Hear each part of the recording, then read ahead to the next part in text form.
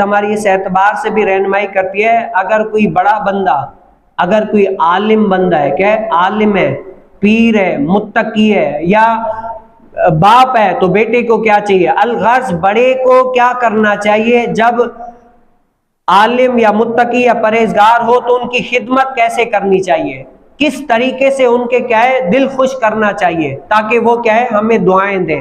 تو حضرت سیدنا ابن عباس رضی اللہ تعالیٰ سے روایت ہے کہ نبی کریم صلی اللہ علیہ وسلم جب بیت الخلاء میں تشریف لے گئے تو میں نے آپ کے لیے وضو کا پانی رکھ دیا۔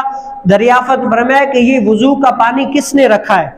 تو حضور علیہ السلام کو بتایا گیا کہ یہ کیا ہے حضرت سیدنا ابن عباس رضی اللہ تعالیٰ نے رکھا ہے۔ تو حضور علیہ السلام خوش ہوئے اور ان کو دعا دی کہ اے اللہ حضرت سیدنا ابن عباس رضی اللہ تعالیٰ کو دین میں فقہ عطا فرما، دین میں سمجھ عطا فرما۔ کیا ہے؟ دین میں سمجھ عطا فرما۔ اس سے کیا پتہ چلا؟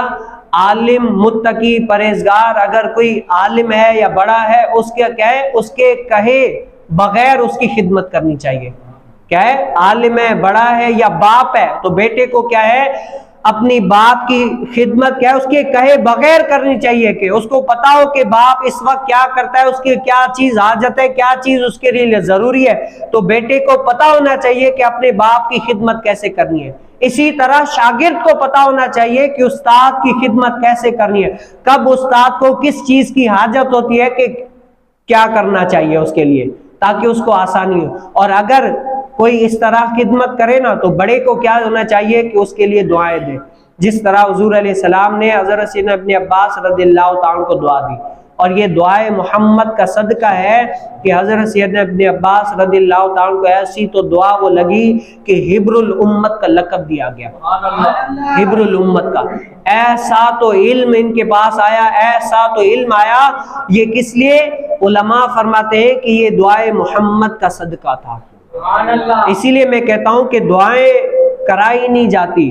آج جو لوگ ہوتے ہیں نا علماء کے پاس، صلحاء کے پاس آتے ہیں، کہتے ہیں بھائی دعا کر دو، کوئی کام یہ ہو جائے وہ ہو جائے، نہیں، دعائیں کرائی نہیں جاتی، دعائیں لی جاتی ہے۔ ایسا کام کر کے، ایسا عمل کر کے دعائیں لی جاتی ہے، سامنے والے کا دل خوش ہو جائے اور وہ آپ کو دعا دینے پر مجبور ہو جائے۔ اور ایسی دعائیں کیا ہے انسان کو لگ جاتی ہے، ایسی دعائیں بندہ اگر لیتا ہے تو انسان کو لگ جاتی ہے۔